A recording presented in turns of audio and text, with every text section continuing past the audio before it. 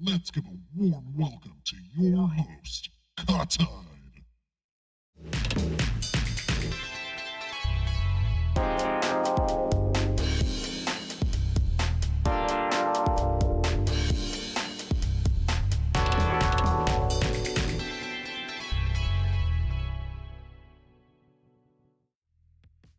Hello, everybody. Welcome to Coffee with Kahtide. Hi, how are you doing today? Hope you're having a great Sunday. How is everyone doing on this fantastic Sunday? Welcome to Coffee with Kahtide. I'm Kahtide, your host. Thank you for tuning into our show today. KWK is a show where we discuss the most up-to-date news and popular culture, and where I answer questions and offer advice to my audience. If you're looking for a taste of what's going on in the world, come to the right place. And you've actually joined us on the first show of Coffee with Kahtide. So thank you for attending. We really do appreciate your patronage today. Woo! Thank you so much. All right. Now, before we get to the show, you can find me on a variety of lovely social media websites, including Tumblr, Instagram, Blue Sky, Mastodon, YouTube, and X. So feel free to follow me there. I also encourage you to join our Discord community. You can find the link down there at the bottom of the screen if you're watching live. Lastly, if you're enjoying the show, please consider following and subscribing. I also appreciate any contributions that are made through my Coffee link. Your donations and subscriptions do help support this show and all of my creative efforts. Now, for this inaugural first show, I was going to have a guest, Sordior. We had him scheduled, but unfortunately, due to scheduling conflicts, Sordior unfortunately had to drop out. So that's A-OK. Much love to our good friend out there in Streamland. Thank you so much for volunteering. We'll see about setting up a guest interview in the future. But I do appreciate you coming, you planning to be out here. And sorry to hear that you couldn't make it out this time, but we'll chat later, most likely. Now, we got plenty of topics, global news, pop culture updates, and more on today's show. This is really an experiment, though. I'm going to let you know. This is an experimental show. We're going to see how it goes. We're going to see what people think about it overall. If it's something that people like, or some people that's something, if it's something people are interested in, we'll do some more of it. We'll try a few shows out and see how it goes. But yeah, welcome to the Coffee with Kahtide. So let me tell you a little bit about what we're covering today. Plenty of news over the last week that has been going down that we're going to be talking about today. Not everything on this list, but definitely a few things. So, for example, we're big headlines. Henry Kissinger is dead. We're going to be talking about that. We're going to be going over some of the most recent updates on the Palestine-Israel crisis. We've got to talk about Senator George Santos being expelled from Congress. That's a fun one. Big drama right there. And of course, we have some pop culture news later on. We're talking about authors suing ChatGPT over AI concerns. XQC's YouTube channel was terminated and I think brought back, if I'm not mistaken. We'll follow up on that. And a personal interest news story of mine. The price of Game Maker has dropped significantly, most likely in response to those recent, the recent, what is it called? What's that fucking... Why am I forgetting the name of forgetting the name of the other developer? What is it? Why am I forgetting this? Oh, what is it? Unity. Now I'm remembering. My brain is starting to kick in finally in the morning here. Unity, right? I think it's likely a response to Unity for that price change, but that's just a bit of the news and a few of the topics we're going to be covering. So why don't we hop right into it?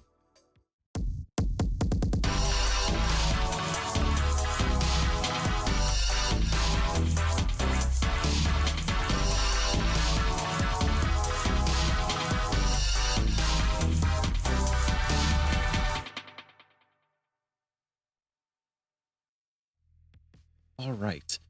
We're talking current events. Welcome, everybody. This is where we talk about news, politics, the economy, and all that other boring shit. So let's get into it. I got to pull up some clips here, but we'll start here with the first and juiciest little tidbit. 1 second. I'm just pulling up my news articles here. Henry Kissinger, dead.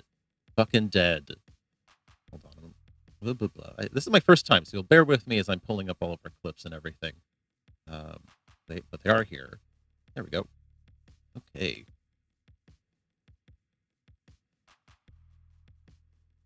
Perfect. Okay. Hell yeah. CNBC reports Henry Kissinger, the towering American diplomat, dies at age 100. God fucking bless. So I'll cover some news. This is how we break things down. We talk about the news a little bit, cover an article, maybe watch a clip to get a little bit more context. But here's some key points for us to know. Henry Kissinger, Harvard professor, apparently known as the archetypical U.S. diplomat, master political manipulator, worked with Nixon a lot, was responsible for the Vietnam War in many ways. Apparently won a Peace Prize, Nobel Peace Prize, unfortunately. Um, but yeah, he's dead at 100. He died on Wednesday in Connecticut. Rest in piss, bastard. He was Nixon's top foreign policy aide, and had a had a role in Watergate as well, if I'm not mistaken. Um, Negotiated the America's exit from Vietnam, of course. What few people talk about is some of his other stuff, like, for example, the fact that he is responsible for bombing Cambodia in a secret war, leading to a huge number of deaths. I think we had a clip here. Let me pull up a clip for us here.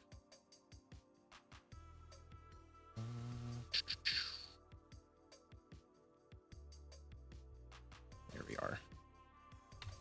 Yeah, here we go. We can look here. Cambodia to Bangladesh, a brief history of Henry Kissinger's alleged war crimes. There's a good clip here for us to watch. All right. Let me get that desktop audio working. Can I get into full screen? Are they gonna let me go into full screen here? I hate this. Come on. Let me get into full screen, please. Whatever. We'll watch it here. Might be able to even zoom.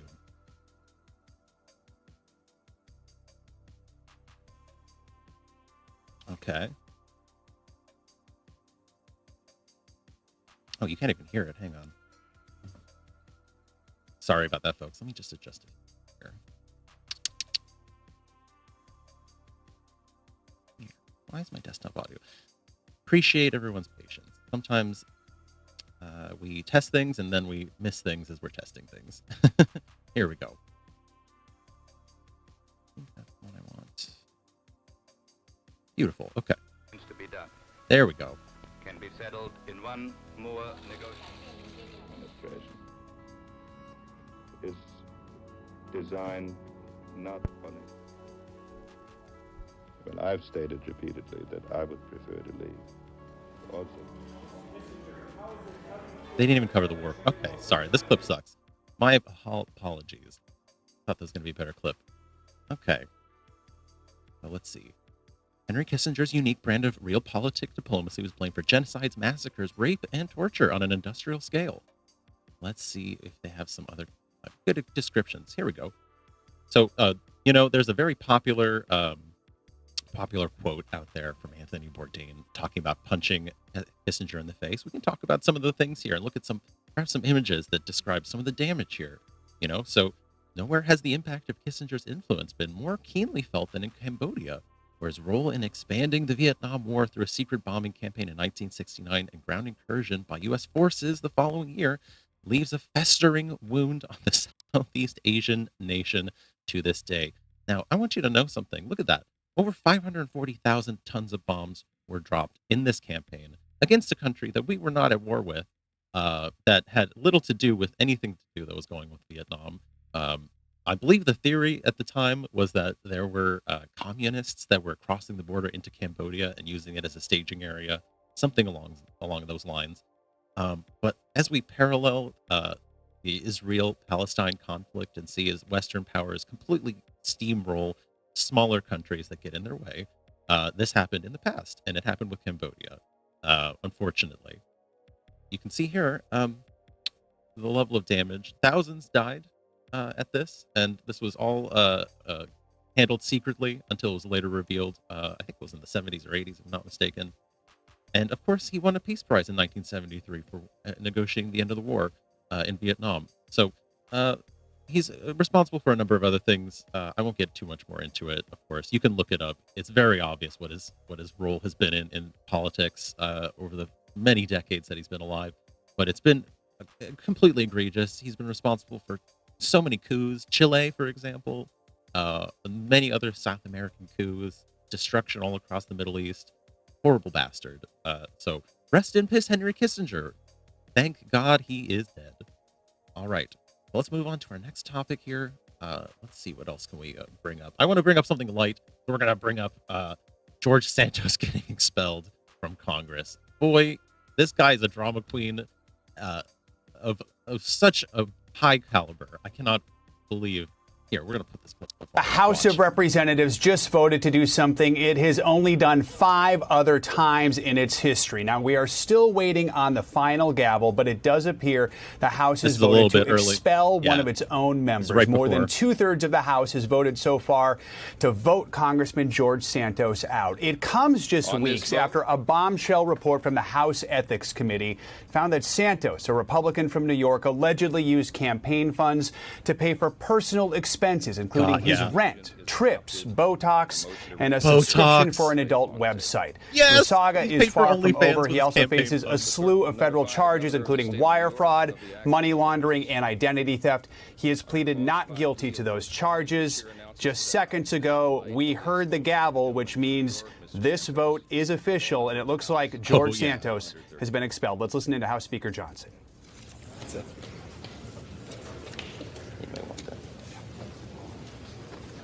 There's nothing I love more than the hum of, live on Capitol of a busy Hill. room where everyone's just really quiet and awkward.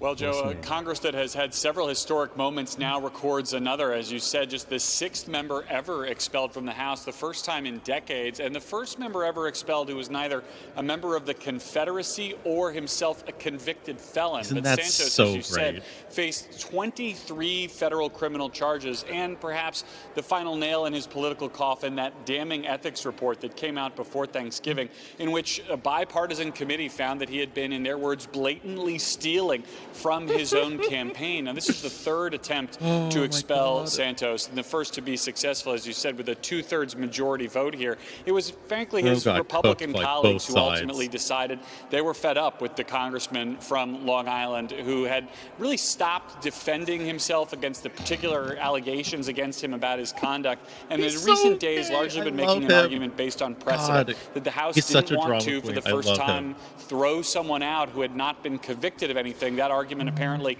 unsatisfactory for all Democrats save one, I believe, on the final vote count, and more than 100 of his Republican colleagues who found him to be an embarrassing distraction. If you're listening to this on from the work Spotify, by the way, trying this to is do going to with be on their slim Spotify. majority, You're not which, seeing all Joe, the will images. now get slimmer. He's serving Santos time. is out today. His staff will stay on under the direction of the House clerk to continue work on constituent services, and it'll be up to the governor of New York to set a special election to replace him, a special election in a district that Joe Biden carried in 2020 that should be extremely competitive as we go into the federal election year of 2024. So, Garrett, my understanding was 2/3 of Congress today. It would have been 283 votes. It ended up being 311 to 114. Santos put his winter coat on and when the vote happened, and then walked off of We're the so floor. wrong. This is incredible because of just how tight the margins are in Congress. Walk us through, you alluded to it here, what the next process is, how quickly it will be before we know who's going to replace him. All right. It was I'm done with interesting. that. Also, we're good. So, yeah, George Santos, fantastic, incredible drama queen. 311 to 114 got kicked out. It's over, he said. He said, it's over, before heading to his vehicle outside the Capitol. They just set a new dangerous precedent for themselves, he added, noting that he's the first House member in modern history to be expelled before a federal conviction. So yeah, he's got a number of convictions possibly coming his way, or maybe some, I don't know what the terms are. I'm not a legal guy. He's in trouble. He's getting cooked. He's in hot water. He's getting his patty flipped, burned on one side by the Democrats and burned on one side by the Republicans. This guy, he is pretty incredible. Let's see if they talk about some of his lies. Oh my God, he has some pretty crazy lies. He apparently lied that he was Ukrainian when the Ukrainian conflict started to break out. He was saying that some of his family members were Ukrainian. He lied about his mom dying in the Twin Towers at 9/11. He said that he was Jewish, and then when people asked him about it, because they couldn't find any evidence that he was, he said he was actually Jewish. Many, many fantastic lines. I think, if I'm not mistaken, he spent time in Brazil and was a actual like a cross-dressing performer. So much love for that, by the way. No hate on that. Love cross-dressing, but like, boy, this guy, he's been all over the place doing all kinds of shit, and I gotta say, kind of love it. Kind of love him. He's serving out there with these fantastic, colorful suits and shit. I love it. Honestly, I kind of want him to stay a little bit longer, but he really got cooked pretty fast, pretty bad. So that's what we got to report on George Santos. So much fun to always see what he's doing. Let's see what else we've got here. Okay, news. Here's another fun one. This is a little bit of more international news. So let's try some international news. Here we are. We're switching topics to international news with a dispute between the United Kingdom and Greece. Headlines read: Parthenon marbles dispute erupts at UK as UK leader abruptly cancels meeting with Greek counterpart. The sudden decision came after Prime Minister Mitsotakis said keeping the marbles in Britain was akin to cutting the Mona Lisa in half. Now, if you're not familiar with the Elgin marbles, they are I believe they're statues, if I'm not mistaken, that are they were looted, I think, in the 1800s by the British during some series of wars. I'm sure it's listed here somewhere in the article. Okay, let's see here. They've been on display in the British Museum since 1817. Let's see. They were legally acquired at the time, according to Sunak. They're legally owned by the trustees of the museum. We support that position, and there's no plan to change the law which governs it. In 1801, Lord Elgin negotiated the removal of the statues from the Parthenon and transferred to Britain with permission from the Ottoman Empire, which controlled the region. So it was not actually the Greeks that gave permission for this, and they've been asking for pretty much the entire time since those have been taken away for them to be returned. Of course, the British have been very adamant that they want to keep it. They are not interested in giving it up. Let's see if we can find. Here we go. I believe we have a clip here to play for us. Here we are. Thank you, BB. Good. Mr. Speaker, never mind the British Museum. It's the Prime Minister who's obviously lost his marbles. That's a good one. Mr. Speaker, the Greek Prime Minister came to London to meet him, a fellow NATO member, an economic ally, one of our most important partners in tackling illegal immigration. But instead of using that meeting to discuss those serious issues, he tried to humiliate him and cancelled at the last minute. Why such small politics, Prime Minister? Prime Minister. Mr. Speaker, I think this is coming from his own party. Of course, we're always happy to discuss important topics of substance with our allies, like tackling illegal migration or indeed strengthening our security. But when it was clear that the purpose of a meeting was not to discuss substantive issues for the future, but rather to grandstand and relitigate issues of the past, it wasn't appropriate. But furthermore, when specific commitments and specific assurances on that topic were made to this country and then were broken, it may seem alien to him, but my view is when people make commitments, they should keep them. All right. So, interesting point of view here from Rishi Sunak, trying to defend him canceling a meeting actually with the Prime Minister, saying it was grandstanding. Okay, it looks like actually this is the Labour leader, Sir Keir Starmer. Never mind the British Museum, it's the Prime Minister who's obviously lost his marbles. Good luck. Very, very quick line, of course. They're very witty out there on the in Parliament out there in the UK, I gotta say. But yeah, so not a very good position to be in if you're the UK.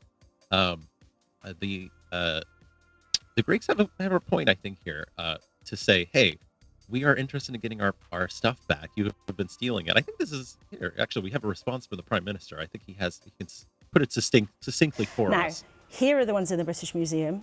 There they are in their home in Athens. So at the moment, they're not together. You've said for a long time, Greece has said for a long time, that they would very much like to have them back. Now, where do you think they look better?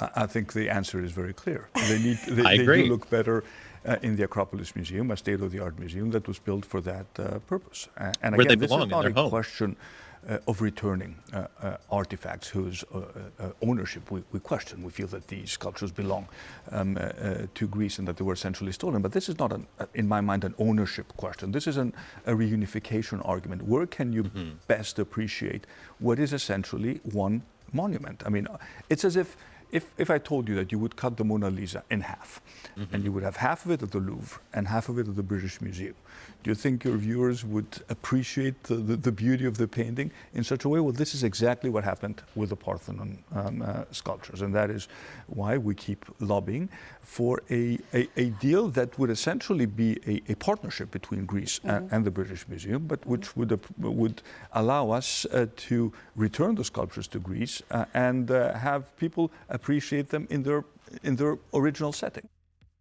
Now, obviously, this is a complicated political situation, an international situation, but I don't think that what he is saying here necessarily is too absurd, frankly. You know, one, he's right. These statues have been cut up and split up. It's not the same effect as if you just could have them together, paired back together where they belong, so you can see the full statue. It's definitely, it makes sense, his comparison, I think. I mean, frankly, it would be like if we, I don't know, tore off a piece of the Liberty Bell and shipped it to Britain. I mean, yep, it's basically the same thing. If they had a piece of the Liberty Bell and we're like, okay, yeah, no, this is where we're going to keep it. You're not getting the rest of it back. It doesn't make any sense. Frankly, the British Museum and the UK has been very adamant that they wish to retain all of their, frankly, stolen archaeological goods.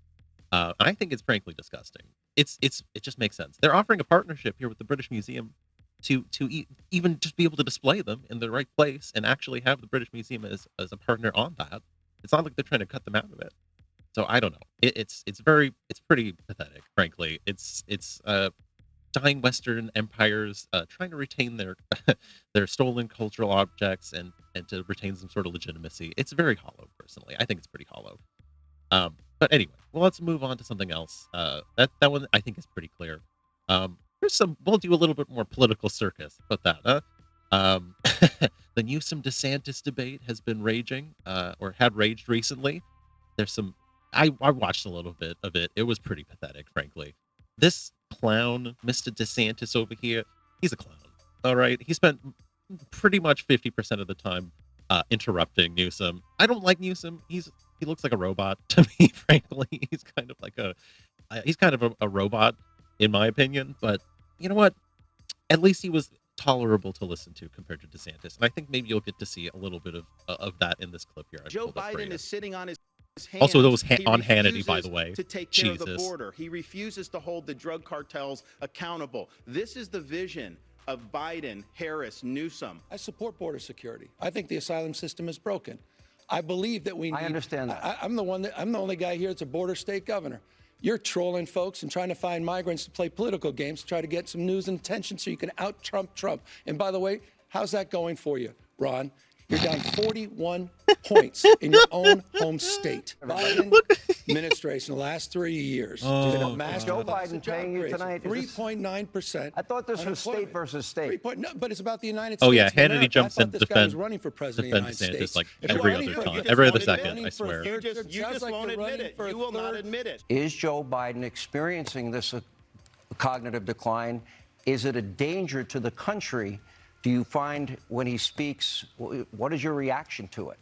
Yes, he's in decline. Yes, it's a danger to the country. He has no business running for president. And, you know, Gavin Newsom agrees with that. He won't say that. That's why he's running his shadow campaign. We'll take Joe Biden at 100 versus Ron DeSantis any day of the week at any age. You had quarantines. I would not agree with that. You had quarantines. You had checkpoints all over the state of Florida. By the way, I didn't say that. Donald Trump laid you out on this, dead to right. You did that. True. You followed science. You followed Fauci. That's not He followed science. He followed. You had more kids locked out of school for a longer period of time in California than anywhere else in the country. It was the working class kids. It was the middle income kids. His kids were in private school. They were in class in person. Slow down. I want everyone to be heard. If I can ask you, I really do want this to breathe. I want this debate to breathe. Oh, God, he keeps saying this thing. He kept saying that he wanted the debate to do that. breathe. I need both your cooperation. What does that I don't want to be a hall monitor. It's not my style. All right. This is a book that's in some of the schools. He absolutely was a hall monitor this entire time. Literally the entire time. He was just like, okay, hey, yeah, we're gonna. Oh, this is a great clip to land on. I'm sorry. This is the like printout he pulled out from like the sex ed book that he was putting out on stage. God, okay, you missed it on Spotify. Unfortunately, he's showing a printout of a page from a sex ed book that is intended for teenagers that he's using to justify a really ridiculous argument. But anyway, I was just going to finish. Hannity definitely just a hall monitor this whole time in favor of DeSantis. Obviously, it's on Fox News, so it's going to be slanted in the direction of DeSantis because they're trying to support his campaign and knock out Trump or something like that. I don't know. I'm not a political strategist. But, yeah, basically, he would cut off Newsom the entire time. He would bring up loaded questions, lots of things like that. You can see for yourself if you watch the debate.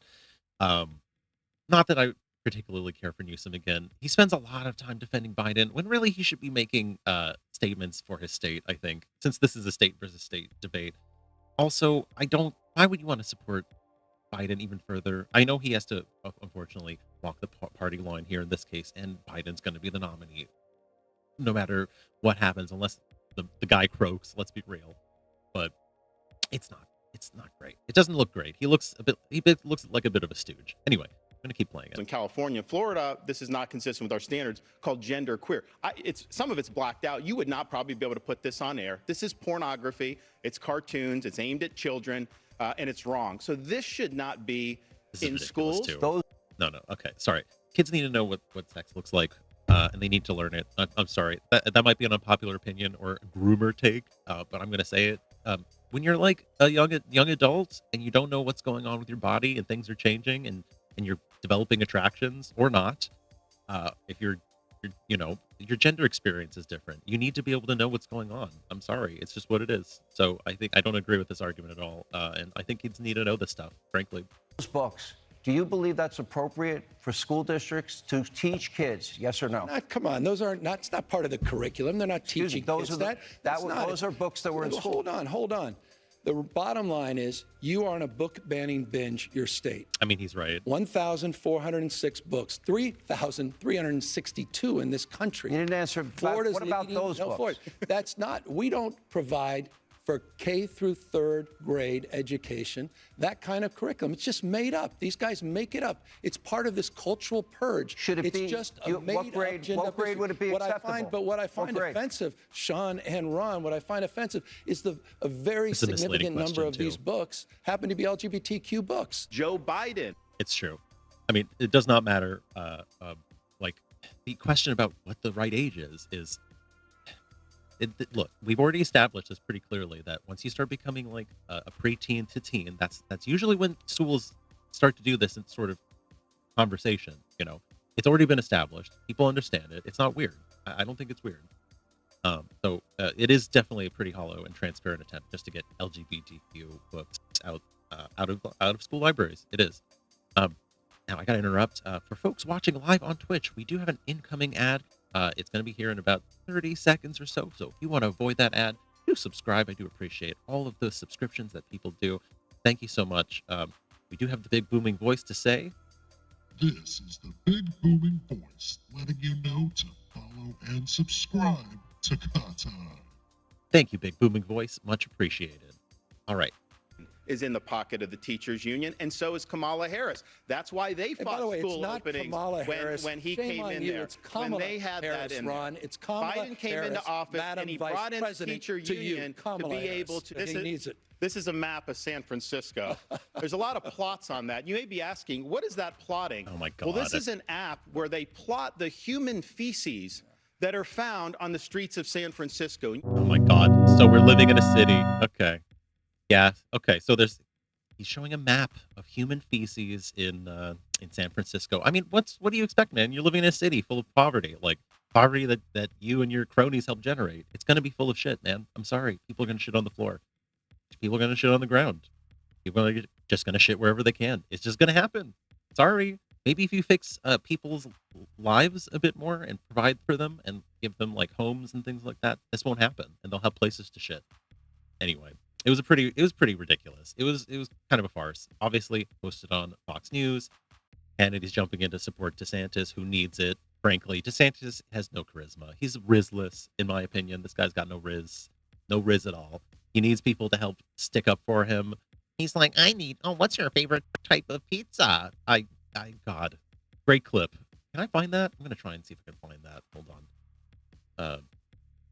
Hold on, I gotta find that clip. Favorite pizza. Is that the one? Oh, I think that's the one. Hold on. Let me check if this is, I think this is the one.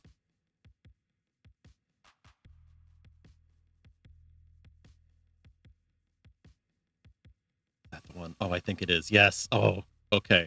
Sorry. Hey, welcome back to the ad. We're doing a DeSantis pizza. New York City's making clip. this ridiculous. Hold on, where is it? This is 100% American. This is U.S. coal from Pennsylvania.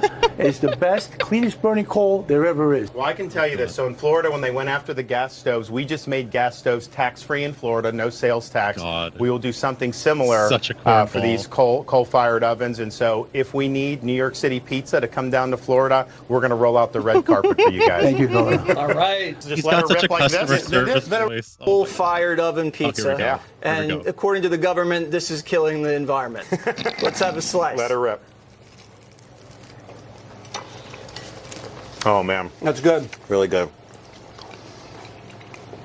Oh. The idea they would be going after this. Sounds. I mean, honestly, I see a lot of the people leaving New York who complain about what goes on up here, but even I wouldn't have believed that they would have dreamt of going after this. This is a staple of this city. Where's the pizza? Ovens.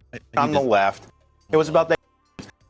Got back What's your favorite of immigration pizza? Somebody's got to have it on the clips here. Oh no. Where is it? When you actually literally a place in Arizona, people. Wait a minute. We defend the territory of our own country. We'll have military. We'll have everyone down. Okay. You know what? Screw it. It's fine. I'm gonna avoid that. We're gonna jump to the next news. I love seeing dumb clips of him talking, but it's gonna take me a while to find that. If anybody finds that clip where he's saying favorite pizza, send it to me. I want to play it. But anyway, dumb debate. It was stupid. Let's see what else we can move on to. Let me pull up my handy dandy note list. Okay. I did want to touch on the Palestine crisis. Palestine-Israel crisis. So let me pull that up here. It's been getting pretty bad. I've been following this pretty recently as well. I've got a few posts on my own timeline that I'm checking here, but let's get the latest developments. See what Al Jazeera has to report. Nations and current advisor to the Supreme Leader. Join us for an in-depth look at... This is their live page. Okay, never mind. Let's see what happened today. Israeli authorities are expected to free 30 Palestinian prisoners after 8 Israeli captives are handed over.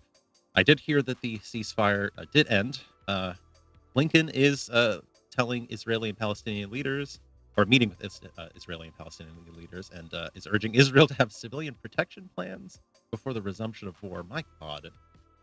The death toll, by the way, folks, has reached over 16,000, with over 700 Palestinians being killed in the last 24 hours. We have recently heard that the Jabalia refugee camp has also been attacked twice. Hepatitis A is spreading through a UN-run school right now in Gaza, and 60 hostages have been taken from the West. So things have been, unfortunately, escalating. The ceasefire has ended, unfortunately. They have been releasing prisoners, and there has been prisoner exchanges. But frankly, I gotta let everybody know where I stand on this, since this is kind of the first episode, and I haven't really had a chance to talk about this, but I just want everyone to know where I stand on this. The settler colonial project of Israel needs to end, in my opinion. I have no look. I personally, I am not anti-Semitic. I have had many friends and have friends that are Jewish, and I think that the frankly, the excuses that people have made to be anti-Semitic through this crisis have been disgusting. I do not in any way condone or support anything anti-Semitic in any way, but I do need to say that I cannot support or abide by this Zionist settler colonial project that's going on. Frankly, the amount of people that have died as a result of October 7th on the Palestinian side is abhorrent. There is no justification, period, for the amount of bombing that has been going on. If you've seen the amount of cities leveled, it's staggering. It's disgusting, frankly. It's shocking, in my opinion. So let me pull up. Let me see if I have another clip. It's pretty sad, and frankly, I think that there needs to be a ceasefire. Israel needs to cease the bombing. There needs to be a two-state solution or something. There needs to be some sort of peace process to integrate, because this cannot be allowed to continue. It is awful. The Palestinians have been doing nothing, in my opinion, except trying to protect themselves and to cease this conflict and to stand up for themselves, as time and time and time and time and time and time again, the occupying forces that Israel has been deploying and the shelling and the Air Force attacks and everything like that have constantly caused death and destruction time and time again. I mean, frankly, my opinion is that if you have if you've been kept in an open air concentration camp for all your life, and everybody in your life has been injured or affected or possibly killed in your life somehow, of course you're going to stand up and say, enough of this. I'm going to fight for my people. I don't think that's shocking. And people who think that's shocking, I think you need to wake up and realize that things are not exactly the way you think they are. And perhaps that maybe you need to actually start to recognize the role that Israel has played, the role that America and the Western powers have played in this conflict. Let's see if we can pull up another clip, though. I am going on a bit of a tangent here. Here's some key events recently from this week. We can look over. If the clip will play. Hang on. Israeli forces have arrested dozens of Palestinians in Jenin in the occupied West Bank. Residents say soldiers have been spotted on the ground patrolling parts of Jenin city on foot. People have reportedly heard explosions and drone strikes. Soldiers stormed the refugee camp there using armoured vehicles and bulldozers, and they've also blocked the entrances to several hospitals, preventing the wounded from getting treated. Well, Hamda Salut joins us live now from occupied East Jerusalem. Targeting Hamda, so the hospitals Israeli is army disgusting. has been It's a war carrying out crime. more It raids needs to and be known as a patrols in war Jenin. crime. What more can you tell us?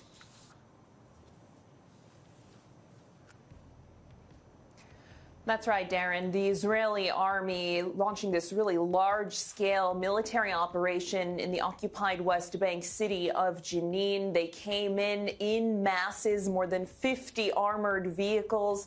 Additionally, locals are saying that hundreds of troops are on the ground.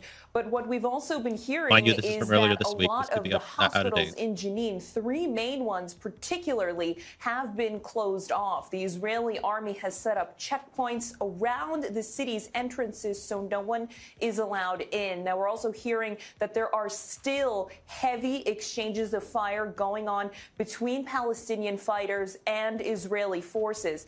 Places like Jenin are used to, unfortunately, these types of Israeli military operations over the last couple of years, as the Israelis are hoping to crack down on armed Palestinian resistance groups in places along the occupied West Bank.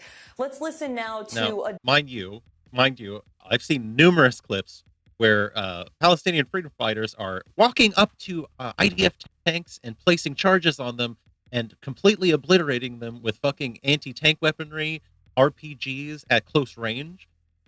The IDF, in my understanding, is heavily reliant on its Air Force, and when it does end up sending in its armored divisions, they tend to be unprotected by infantry, meaning that basically these freedom fighters can just walk up and pretty much take out tanks on their own. So not only are they indiscriminately just bombing civilian territories, but they're failing on the ground offensive in many ways. doctor who has been trapped in one of those hospitals for several hours. It has been already 2.5 hours that we are trapped in our hospital here in Jenin, while the Israeli forces are operating in another incursion in Jenin camp. There is no way for any of the injured patients to reach the hospital, and there's no way for us to reach these people. There's nothing worse for a doctor to know that there are people there needing our care and they cannot get it. Well, Hi, it's past son. 5 Welcome to a.m. the local chat. time, and this raid is still ongoing. The Palestinian Red Crescent has reported that the Israeli military has prevented their ambulances from reaching the injured and have Absolutely even disgusting. stopped one ambulance for around 40 minutes and arrested an injured You're Palestinian gonna check who back was later. inside No of problem. it, who was shot in the leg. So far, since October 7th, we're looking at more than 3,290 Palestinians who've been arrested in the occupied West Bank since the war has begun. Now, this raid is continuing, All and right. it does. Enough of that for now. Absolutely awful stuff. Just gonna shout out my chat. Hello, son, Ganif. I always know I mispronounced that. You always tell me just to call you son. So hi, son. Welcome to the chat. We're just going over some of the recent news from today and from not from today, from the past week actually. Sorry. We're going over some of the updates on the recent Palestine-Israel crisis, and I was just letting folks know about some of the situations. But absolutely awful what we've been seeing coming out of here. The Israeli occupying forces have done some absolutely atrocious war crimes, targeting ambulances, targeting hospitals, targeting like routes. They've been known, like we had reports where they have been actually indicating routes for civilians to escape to, only to end up targeting those routes and end up causing horrible, devastating damage and destruction and chaos. Absolutely disgusting what we've been seeing coming out of this crisis. And I just have to say, it really needs to change. Something has to be done. The UN, the US, we need to start changing things. We need to start putting pressure as well ourselves. We need to start putting pressure ourselves on our political bodies to do something differently. We need to change because this cannot be allowed to continue. It's absolutely disgusting. So that's our check-in on that news. We have a few more minutes here. Let me see if there's anything else we want to check in on here. Oh man, I didn't even get to everything on my list here. But I will end with one, unfortunately, sad note, which is that, very sadly, as of 2022, the number of suicides in the U.S. has reached record levels.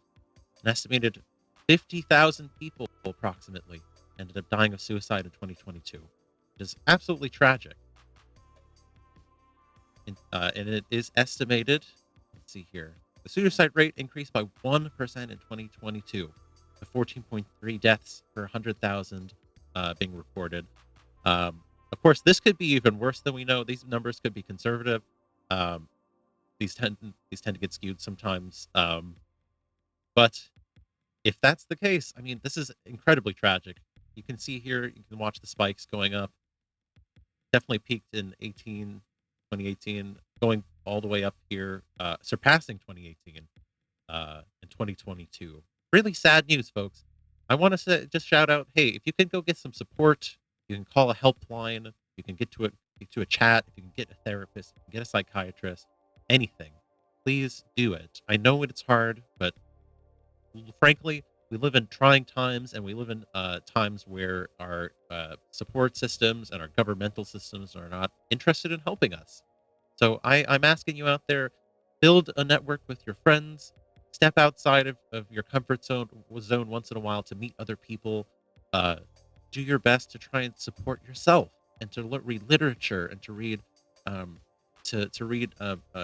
good self-help guides. There are definitely like therapeutic self-help guides that go on about abuse and go on about like difficult, trying times, codependency. I personally have had to read some of these books myself in my past. So please, if you can, go get some of those pieces of literature out there and talk to people and reach out, because unfortunately we live in times where we have to rely on ourselves and others more than ever. So sad news these days, but hopefully this can change as we as we branch out and try to form support networks outside of the capitalist model that we're fortunately stuck with.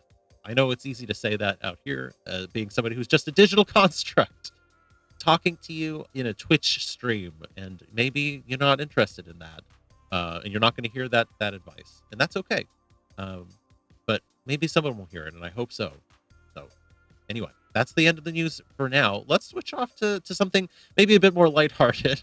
We're going to do some pop culture. So let's see here about switching over, changing gears, baby. Wow.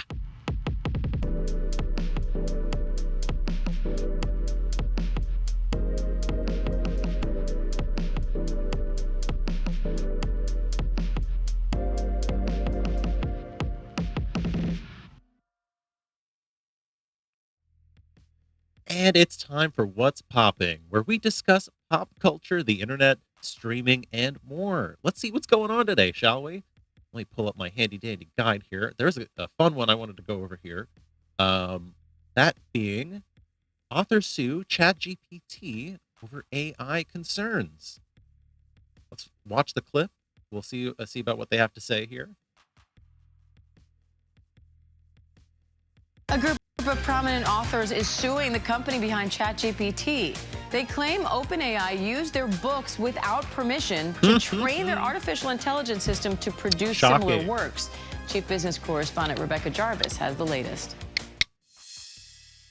When you play the Game of Thrones, you win or you die. A Game of Thrones erupting over the rights to some of the most popular works in the world. Winter is coming. George R.R. Martin and more than a dozen other authors now suing OpenAI, creator of ChatGPT. I'm just going to let everyone know where I stand here really quickly as I pause. Absolutely behind this. I don't even need to hear anything more about this. I feel like, personally, these AI systems and these AI companies, their data scraping is pretty disgusting, personally, in my opinion. I think that they should be asking for the rights to be able to do so. They should not be data scraping the internet to do this stuff. They should be paying people properly to be able to use some of their content to be able to AI generate. This should be something that you have consent for, not something that you just grab willy-nilly and just start using.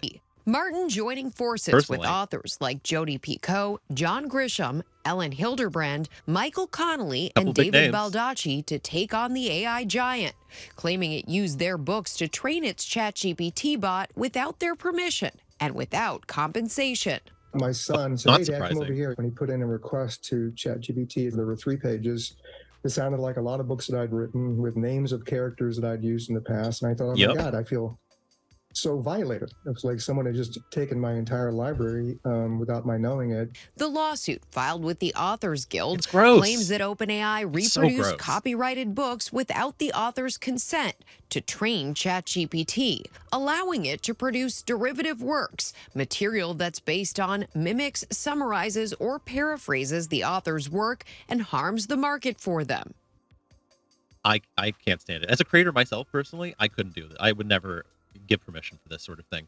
I would never want that. Like, if my artwork, any of my stream artwork, any of my game artwork was used to just like spit out some crap that looks sort of like it but it's different a little bit, it would totally piss me off. And if someone did that without my consent, I would be triple pissed off because I do not accept that. So frankly, I can absolutely empathize with the authors here. If you can automate this, then you can pretty much automate everything, and no one will have a reason to get up out of bed anymore. And it just feels like an existential threat to everything that makes us human. Before you can win, you gotta act like you can win, which means you gotta believe you can win. Michael Connelly, the best-selling author of The Lincoln Lawyer, now a hit Netflix series, says he's ready for battle. You kind of feel like a little bit like a David versus a Goliath in this, but we're going to fight the good fight. OpenAI responding to the lawsuit, saying in a statement, "We respect the rights of writers and authors and believe they should benefit from AI technology." Of course. So I think OpenAI specifically, didn't it get like $10 billion from Microsoft, something like that? Effectively enough to run them for decades. But so they don't have to worry about money. They're already funded. They're just trying to settle themselves in personally and get everybody on board with their way of life. You know, this is every single other kind of disruptive technology that we see. Like, this is just the same thing with Uber. Uber came in, they had a bunch of venture capital. They were like, we're going to revolutionize the cab industry. No more regular cab industry. We're going to cut that cab industry out and we're going to replace it with gigs. just random people are going to start driving you now. And what did it do? It destroyed cabs. The cab industry, I understand, still has not recovered. Gig drivers are forced to drive constantly to be able to make ends meet. And of course, has Uber or Lyft or any of these? I don't think they're profitable still at this point, even with everything that they've done. But they definitely established themselves, and I feel like OpenAI here is doing much the same thing. It just doesn't have a competitor to remove in terms of an industry that isn't just humans, So now we just have authors who write books. But we have to get rid of authors that write books by copying their work and making it easy to duplicate. We have to get rid of artists that work on art, because now we can just quickly cobble together some art. So let's just do it really quickly on the fly by copying their art. We don't need them anymore because we can just keep duplicating it and using other duplicated art to reference and just imagine up a bunch of things. Like it doesn't work like that. It's a fallacy, frankly. And are working to understand their concerns. Of course they are. Class actions are the beginning of many, many lawsuits. We saw this in the music industry when Napster came along, and there were a lot of lawsuits around peer-to-peer sharing. And then ultimately, Apple and Spotify and Amazon came along, and they ended up licensing the works. Okay. We're also seeing major... A very fishy argument there. Okay, so Napster was built on much the spirit of free sharing. It did not have to it was about sharing between one another. I don't think you even had to pay for Napster, really. Or I think if you paid for it once, you were able to just freely share files. It was beautiful. It was fantastic. People could share freely for once. And then, of course, the industries were not happy with that. So then they, one, tried to sue. And two, after that lawsuit, or the series of lawsuits that they tried, didn't exactly work with to kill file sharing. They ended up building their own systems and their own walled gardens. And this is just what OpenAI wants to do, frankly. Retailers like Amazon try to control the surge in AI-generated content, but this is becoming a very real problem. I've spoken to authors who've seen their entire books copied, duplicated page after page, maybe only a few words changed, and then uploaded to the service. Look at that. Wow. Chief Business Correspondent Rebecca Jarvis, thanks for that.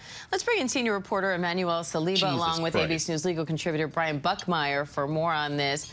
Emmanuel, can you imagine only like writing an entire novel and having only a few words change in it, and then having a repost on a fucking Amazon books by somebody, and then having them make a profit off of it? Can you fucking imagine the gall? My God. AI systems trained on these books. How does this work? So in order to generate human-like text, it's trained on massive amounts of text, including books, magazines, articles, videos, and these data sets, some of them include licensed content and some don't. Now, we've asked OpenAI whether or not how do they train their data sets and which data sets they use, and we haven't heard back from them yet. I don't know if we're going to, because of course they're using licensed content. And they're not going to say anything, of course, because they have pending lawsuits now, especially this one. But of course, they're using licensed content because that's the good content, unfortunately.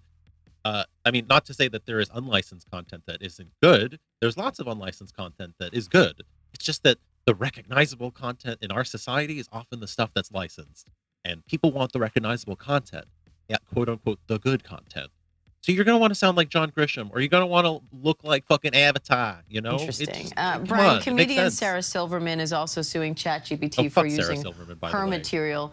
Is there any precedent for lawsuits like this? How complicated is this going to get? It's complicated in the sense that we're talking about a new form of science. It's as if, let's imagine 20 years from now, flying car gets into an accident. We've never seen a flying car accident, but we know how car accidents operate. And so in that sense, we know how copyright infringements operate. We don't know how these data sets work. We don't have the ability to even look under the hood to see what type of information they are and are not using. But this lawsuit could open the Pandora's box, so to speak, to give light to what's going on. And then from there, I think it's less about precedents and more about following just typical copyright law. Emmanuel, could AI really mimic these writers to the point of being able to complete an entire book? Could we see AI finish the Game of Thrones series before George R.R. Martin does? Well, if these data sets are using... I could almost promise you that that's already been done by somebody. That somebody's already finished Game of Thrones using AI, and I could almost promise you. These authors, they definitely can copy the tone, the style, and we've seen that. But what I've heard from some experts who've tried to use the tool to write books is it can't come up with a story arc for you. It can't come up with character development or plot development. So there's still a lot of human prompts that has to go into the tool in order to write an entire story arc. So there's still a lot of human involved. Brian, how do you see this playing out? I think it gets resolved. I think, like Emmanuel was saying, the ChatGPT and OpenAI, they need the authors. They don't have the sophistication to be able to make real life artwork in the way that the authors are. But at the same time, the authors have the ability to see around the corner and say, hey, this is going to be a part of our everyday life. How do we work together? I think that's pretty self-explanatory at this point. So, look, it makes sense. Here's the thing. He's right. He's right what he's saying there. This is just the beginning of AI technology. It's going to get better. It's going to get more clever. It's going to get smarter. It's going to be able to start actually like stringing together a plot or a narrative or an arc. Everything is going to get better. We should have had legislation already about how this should work, about being able to use and copy other people's work and needing to credit it. Unfortunately, we have an archaic copyright system, an archaic government, frankly, that is not really suited to be able to actually move on this. But we should have had laws already on the books about this. And we should have laws now on the books that is starting to emerge saying, you need permission to be able to use these in your large data sets. In terms of your AI, you want to use something, you need permission. You need to be able to actually have a structure in place to regulate this kind of industry. This kind of industry is going to change lives. It's going to change so many people's lives that need to write copy, that need to make art, that need to make design work, that need to fucking do anything, frankly, that involves text or imagery or video or, frankly, even software at this point. I've heard of AI software being like people being able to generate code just on the fly. Things like that. Like, this sort of thing is going to get better, and we need laws now on the books to change things. I don't know. It's just we need these laws, and no one is moving on this because we are distracted by, unfortunately, social issues that are not relevant. So anyway, let's move on to something more interesting. Let's see here.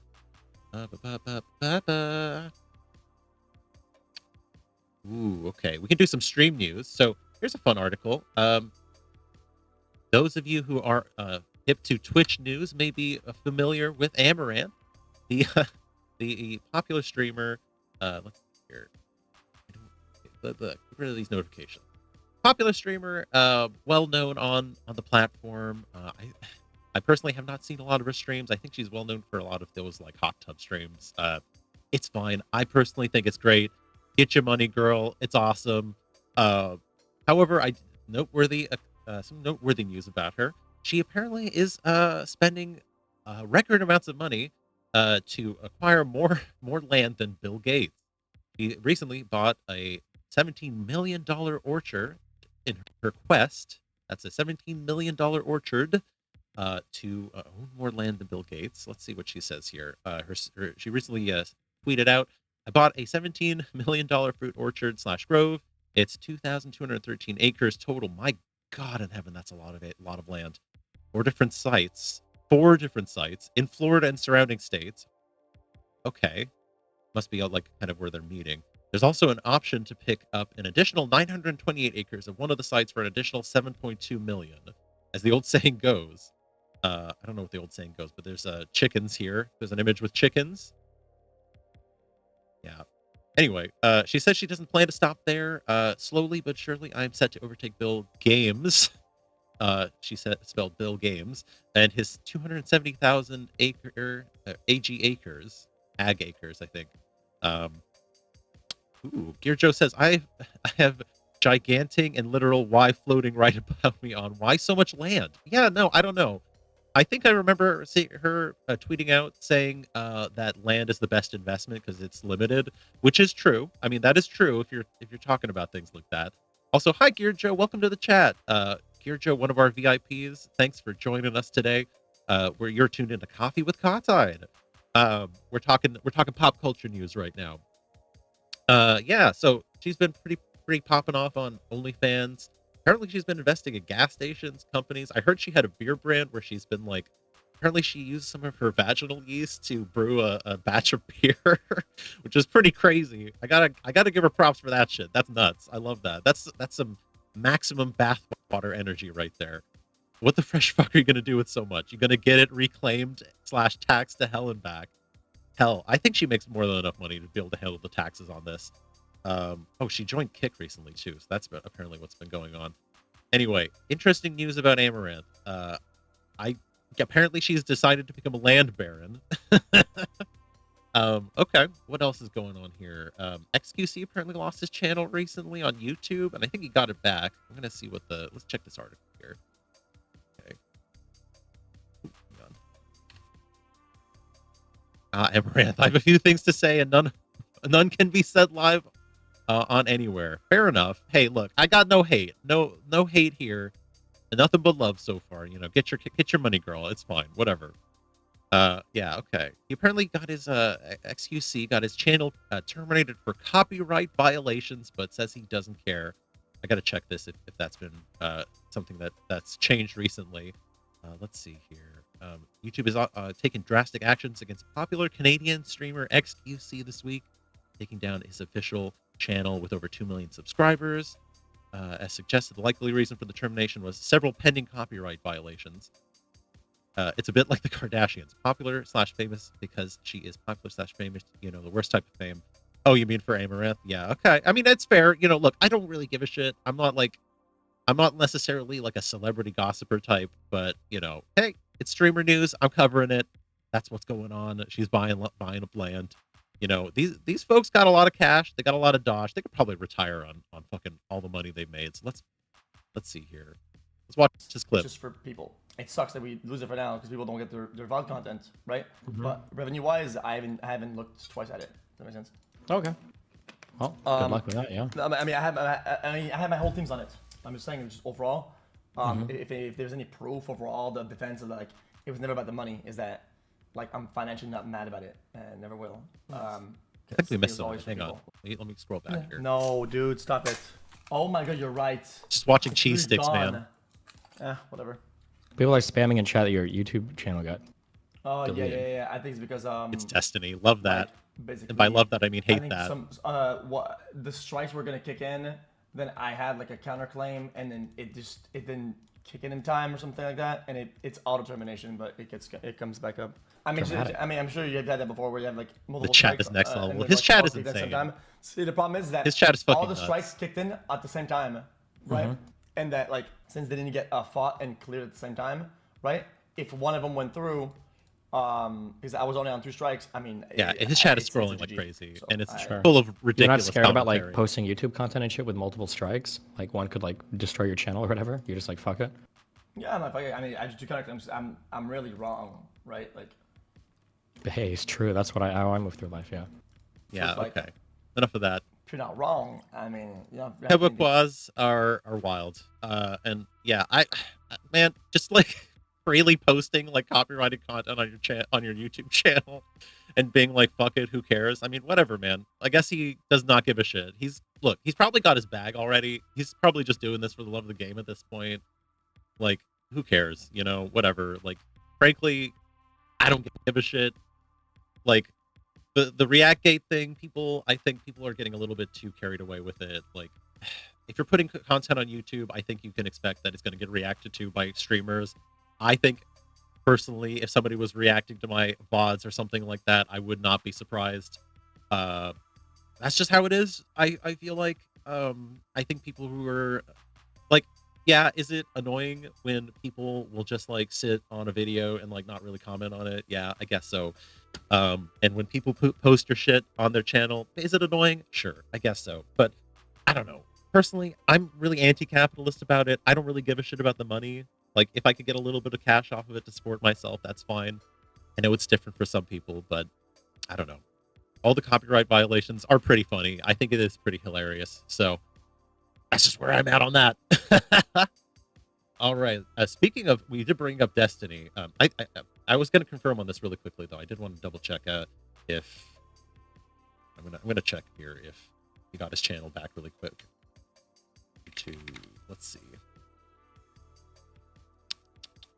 think he got it back.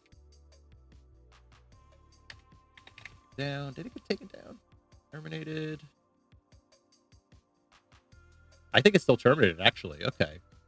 It looks like I haven't seen any updates on it being unterminated. So yeah, it looks like it's still down, maybe. I'm not gonna go onto YouTube to confirm, but yep, apparently it's down, according to the articles I'm seeing. Let's move on, though. I did see I did see that Destiny was here. Now, I definitely don't like Destiny. I think he's a bit of a prick. I think his opinions on a number of things are pretty egregiously incorrect, including about, I think, if I'm not mistaken, Twitch banned him due to his comments on trans women in sports, and how he thought that trans women don't belong in women's sports, which I definitely don't agree with. I think it's a ridiculous argument. Here's the thing. Okay, the trans people in sports argument is really fundamentally just this. Basically, conservatives were like, okay, the bathroom bill thing didn't work. It wasn't working. We need something else. What is going to work? And then they were like, okay, here's what's going to work. We know Americans love sports. Americans love sports. Love sports. If there's one thing Americans love more than anything, it's sports. And I say that as someone who hates sports. I know how much they love sports. My opinions on Gear Joe says, my opinions on large tuber streamers is that they exist, they don't read chat, and I don't care / see them. Fair enough. Hey, you know what? I don't mind that. I don't care about them either. Sometimes, there's some I like. I like Hassan. Hassan's cool. Shouts out to Hassan. He does some good commentary. I like shouts out to Austin Show. I love Austin Show. Great guy. Love his shows. But anyway, besides a few streamers that I watch, a lot of them are dopes, I think. Destiny's a big dope, sadly. But yeah, anyway, my take on the whole trans thing in sports is they were just trying to find a new angle. Americans love sports, and they are very concerned about fairness in sports. And so if you frame this story of like, oh, you're trans and you go to sports, you have this hormone advantage, it sounds unfair. You can pitch it as unfair, and now you can attack trans people, and you can get people who don't even care about the trans issue to start having an opinion. That's all that's all it is, really, and I think it sucks. But anyway, Twitch rejects infamous streamer Destiny's ban appeal in record time. According to Esports, controversial streamer Destiny appealed his permanent Twitch ban on November 21st, but the new system rejected the appeal in just 1 hour. I think there's a clip for this too. I gotta find it. Hilarious though that he got dunked on just about immediately. I think I have a clip for you here. Let me see if I can.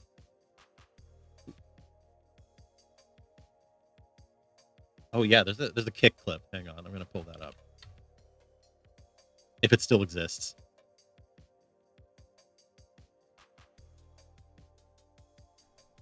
Oh wait, did I talk about my Twitch appeal, or did I only type that in chat? My appeal came up today, and I can tell, thankfully, that they've revamped the unban the appeal system, because I got rejected in record time. Okay, only took about an hour to ship me the rejection. Only an hour. Wow. Okay. Yep. That's about it.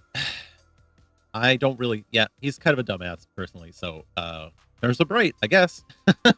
Anyway, moving on. Let's see what else we have in the juicy pop culture sphere that we can talk about. I have another 15 minutes on this segment before we cover some questions. So let me find something cool. I did want to cover this article really quickly. This one is near and dear to my heart. No clip on this one, but I will kind of discuss it. So this is from The Verge. Game Maker ditches subscription model for indie developers, which is so cool. I'm going to shout out. I don't usually shout out companies and shit like that, but I do use Game Maker, and I do want to give them props for this. This is actually a great move. So Game Maker will now be free for non-commercial, non-console projects, and its indie subscription tier will be eliminated in favor of a one-time licensing fee, which is awesome, because I've been on the subscription fee. I'm not a fan of it. Definitely something that a lot of companies have been leaning towards is that subscription model. But now they're doing a one-time fee, which is so cool. God, a one-time fee. A one-time fee is awesome. I'm so thrilled that they're going for that. Let's see what they say here. So, yeah, starting today, which is, I don't remember when this article went out. Looks like the 21st. Yeah, so the 21st of November. So a little bit old, but that's okay. I wanted to cover it anyway. They're doing a one-time licensing fee of $99, as opposed to their past a monthly subscription fee. Russell Kay, head of GameMaker, says that the changes were a way for the company to express its thanks to users, explaining that since 2021, GameMaker has seen its user base triple in size. Kay has also had some subtle but effective shade for GameMaker's competitors. He says, "We have seen other platforms making awkward moves with their pricing and terms, so we thought, what if we did the opposite, something that could actually be good for developers?" Kay wrote in the announcement. Our chat member Gear Joe says, "Oh, that is nice, especially for those passion projects that don't get sold, just passed around like the old shareware discs." Exactly. Yeah, exactly. It's such a nice change because, you can actually be able to just make a game for yourself and not have to worry about like, oh, I have to pay like a monthly fee just to be able to like build the game and like put it out for my friends or something. It's really nice. I really like that. And this is clearly shade on Unity. They are mentioning Unreal Engine here as well. I think I don't remember what the change was for Unreal Engine's pricing program. I haven't looked into that, but if it's higher, that's pretty annoying. I disagree with that, of course. But yeah, I know definitely this is shade on Unity. Frankly, uh, Unity's like decision making over the past year has been very poor. And I'm so glad that I never hopped on the Unity bandwagon. Like, frankly, a lot of people were trying to get me on board with it, and I was just really happy with GameMaker and working with it. Not to like again like slob on the knob of this company. I don't want to do that. I don't do that personally as a person. But the fact is, I enjoy working with it. I do the code. I code in it. I love their like proprietary code language. It's really easy to work with. I've only had one like technical issue that got resolved like within an hour because I was not even an hour, half an hour, and it was just to do with like their login system, and I got that fixed pretty quickly. Like my game is running really well. I mean, I keep fucking posting updates on Patreon. Go to savdevelopment.com, by the way, if you want to check it out. SALVE development.com. If you want to check out some of those updates and videos. But yeah, no, I mean, I think it's a great program. I think it's a company that seems to actually care about the people that use it, and I think that's fantastic. So I just wanted to mention that. If you are a person that likes game design, I mean, I'm a developer myself. Developers! If you like that, go check it out. Consider GameMaker for your next project because it's pretty slick. I really like it a lot. But anyway, that's one news article I wanted to cover. Let's see, what else can we talk about? Oh, this one's a fun one. I love dunking on Disney, so we're going to talk about this one here. So recent movie came out. Wish had one of the worst openings ever for an animated movie. So this one, pretty bad release. Let's see here. What are our openings here? Disney's Wish debuted in third place at the box office last weekend, falling well below projections to gross $19.5 million in its 3-day domestic opening weekend and $31.7 million over the 5-day Thanksgiving weekend. Disney BTFO says Luna ruins in the chat. Oh yeah. So yeah, apparently from what I've heard, I haven't seen the movie myself, but from what I've heard from people, they've kind of talked about it being sort of like an AI generated version of a Disney movie where they kind of just like take all the elements that you would expect in a classic like animated Disney movie and just kind of paste them in together. And it's just kind of bland and not really interesting. There's a clip. I'm going to pull up a clip here for us so we can watch, if it'll actually pull up. Right. Come on. Fox Business. Okay, I'm waiting for that to load. In the meantime, we'll go over some more of the details. Here we go. Some critics noted the film, which was intended to celebrate the Walt Disney Company's 100th anniversary, appeared to be more of a corporate product than a magical event, and a forced attempt to capture some sliver of movie magic. Dear Joe in chat says Disney can make a movie to save his skin, or can't make a movie to save his skin. Unfortunately, they bought enough IPs to keep afloat by sheer merchandising and related stuff. That's so true. I totally agree with that. By the way, really, I never look. Ever since the Disney Renaissance kind of faded out and like the '90s movies kind of ended, like here's my take. I feel like the best Disney movies for me were like Treasure Planet, Atlantis, and the Tron movie. I think those are really going to be the best, honestly. And then like Toy Story is good, Hercules is good. There's like a lot of some of the older ones that are good, but like there's a lot of bad ones. There's a lot of bad ones. Anyway, let's watch this clip. See what they have to say about the Magic Kingdom. Disney is on a woke path Oh to my ruin. God. Even Snow White's actress hates her own story. Thank you, Carol Fox Markowitz Business. wrote that, and she joins me now. Woke path. Carol, Okay. it seems to be catching up not only with their customer base, but also with investors, because it is on a bad run right now, Disney. Yeah, that's right. I mean, they've lost $500 million in the most recent quarter. Their stock is at, basically an all-time low. And I think that they don't care. I think that Disney has decided that it's going to push an ideological viewpoint and their profits be damned. I don't know. Okay. Sorry. Okay. I thought I was like, okay, maybe they're just going to talk about the numbers for this clip. But let me just break this down a little bit. So, no, it's not about this woke shit. Okay, look, listen. Diversity in movies is great. I think it's awesome. I think being able to see like different lifestyles, different people, different walks of life is important and awesome. And like, no, it's not about the woke shit. It's about the fact that Disney is a soulless conglomeration. It's not interested in supporting it, like actual creative development. All it's interested in is the money. That's why it's producing crap. Sorry, that's it. It's just it's nothing else but that, really. Your joke here says, ever since the end of the true animated movies, Treasure Planet and Atlantis to be exact, they kicked out a lot of screenwriters, animators, and, the people that cared to make things. See, exactly, like your Joe is saying. When you kick out your talent, and you kick out the creative people, the creative element in your company, and you replace it with more corporate stooges and more yes men, and you buy up a bunch of other companies, that's what's going to happen. You're just going to get crap.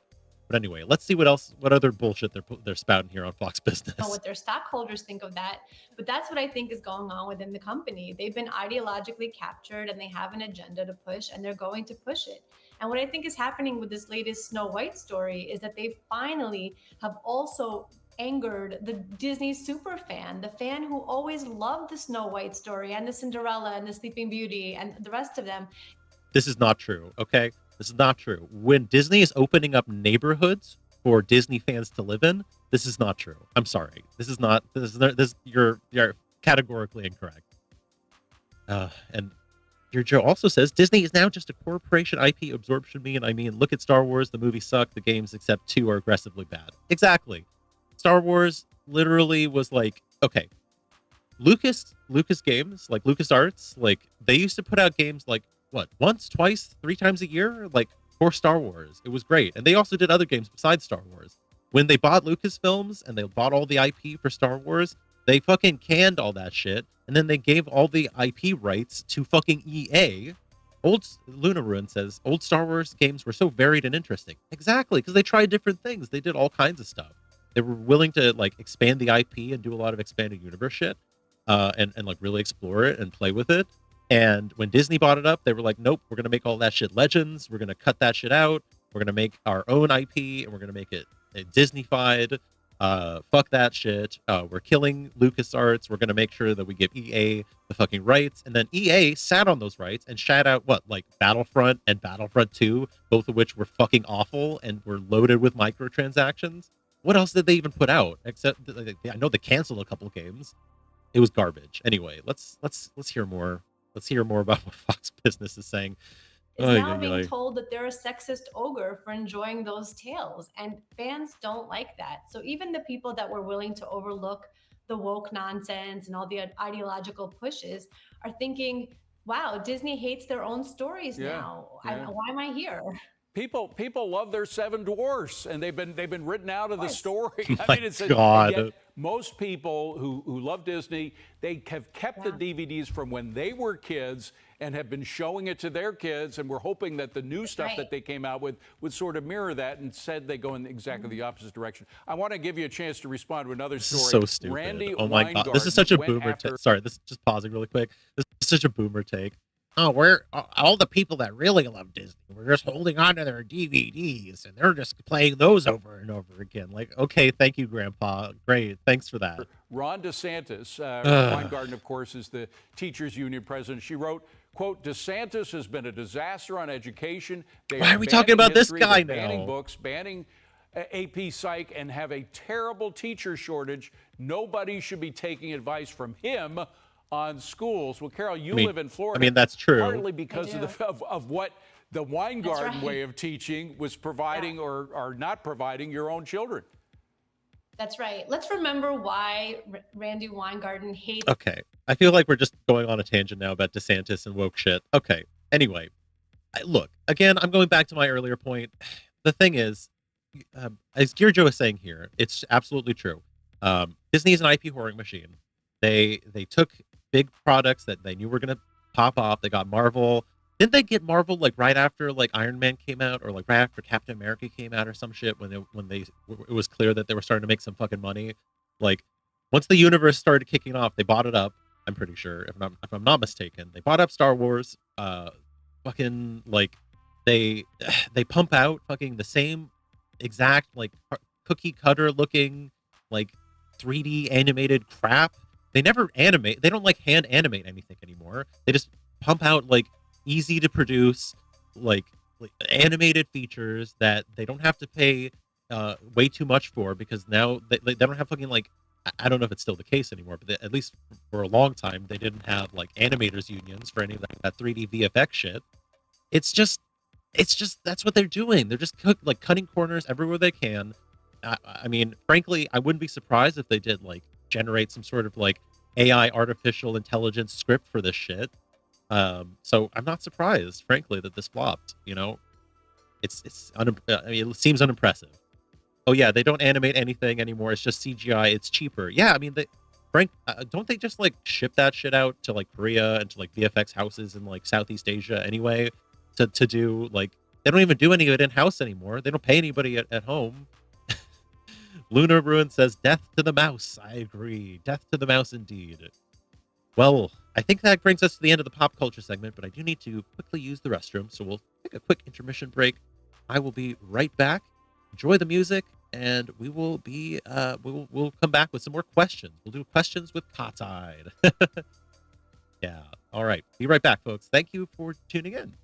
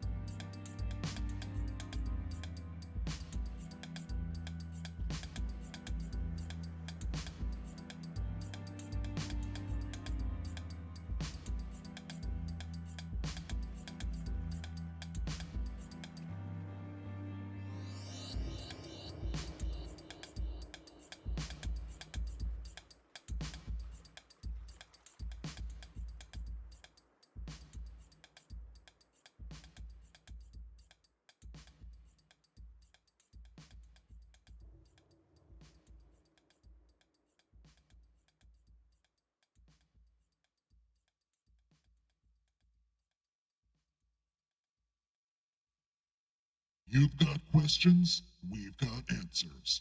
Tell them, Kahtide.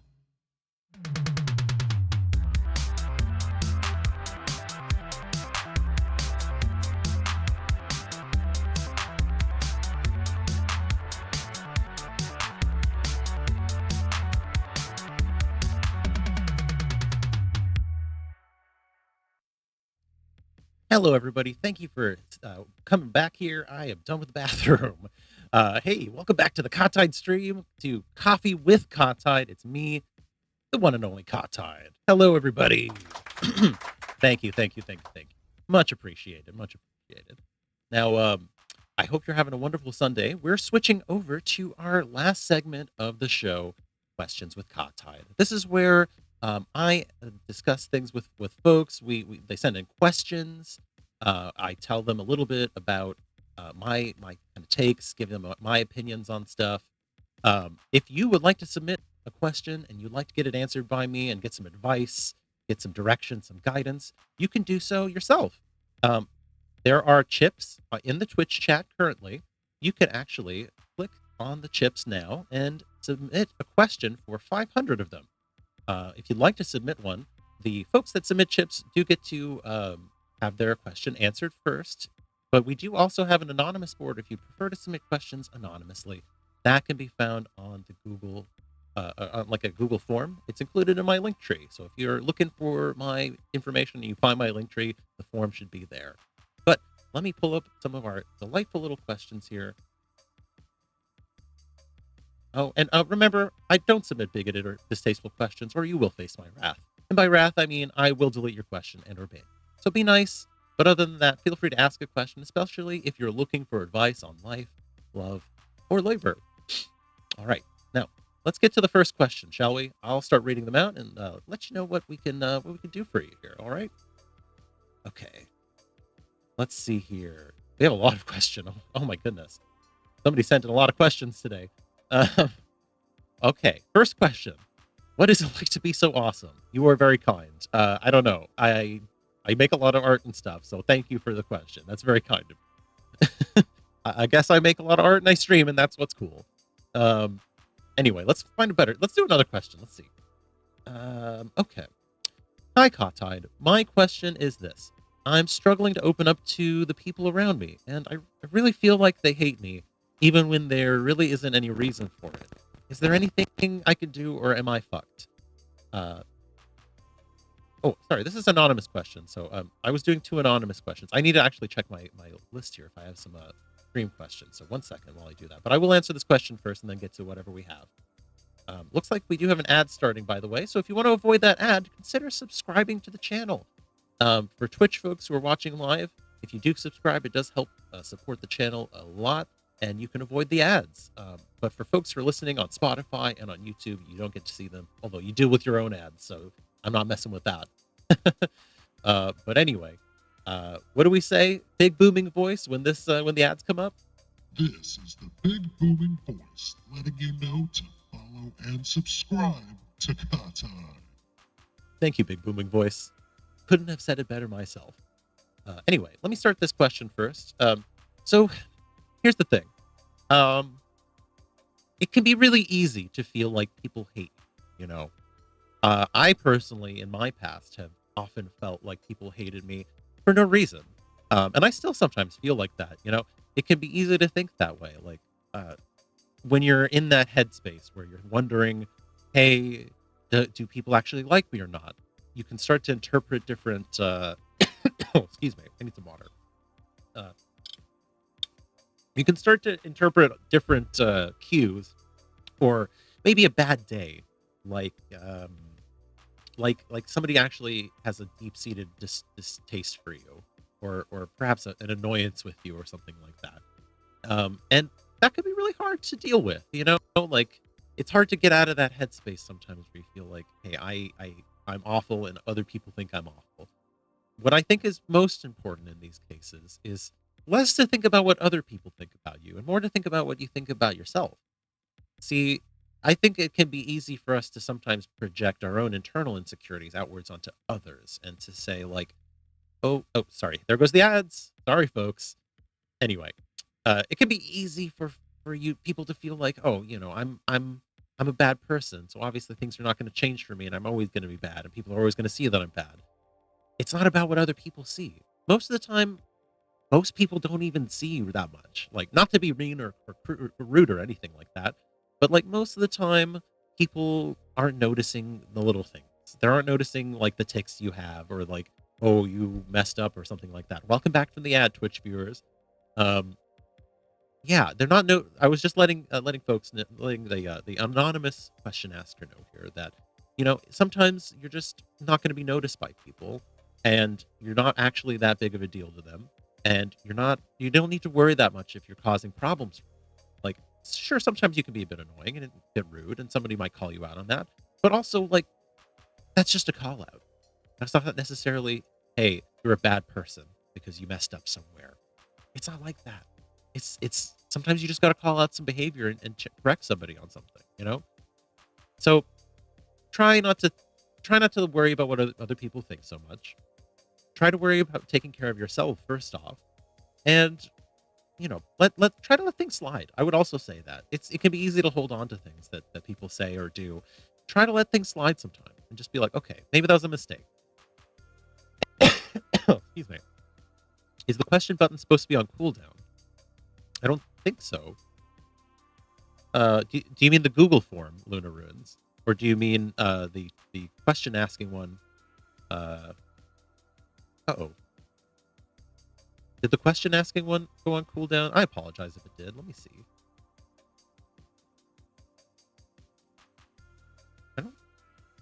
That's weird. Okay, sorry. I might have to fix that later. I apologize. So it does look like it was going on cooldown. I don't know how to necessarily fix that on the fly, but thank you for letting me know. Sorry about that. There's a small cooldown, so apologies for that. If you did want to submit a question, try submitting anonymously. I'll see if I can answer one of those for you. But let me go to our current grab bag for what we do have submitted. One moment. I have it here somewhere. Where are my rewards? God, Twitch is hard to navigate sometimes. Here we go. Rewards. Okay. Not rewards. Channel points. Perfect. So here's our question. We have a question from Sun Gnif.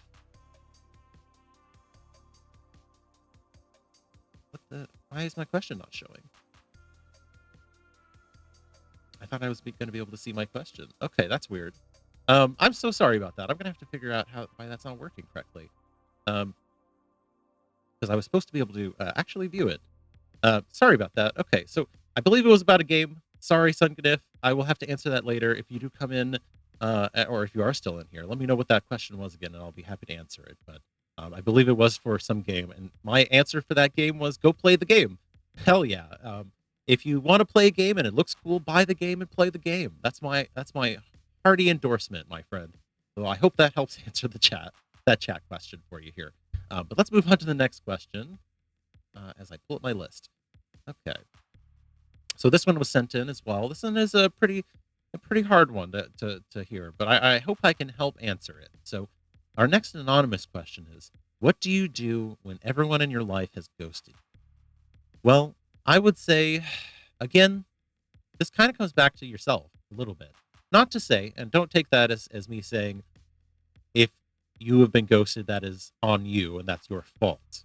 Sometimes you get ghosted and that sucks, and it's not fair. It's definitely not fair. Like, you want to have support in life, and feeling like you don't have that support in life and getting dropped by everybody, it really does suck a lot. But I would say that if that circumstance befalls you, what you should do, or maybe not what you should do, but what I would do in your shoes is I would work on self-improvement. Sometimes it might be hard to see it like this, but sometimes losing everybody can be a blessing. Maybe you can finally realize who you are without everybody telling you who you are. Maybe you can finally have an opportunity to work on the things that are important to you in your life. Like, maybe you never had time to work out and build your muscles. Maybe you can finally do that now because you've now you have the opening to make some self-improvements.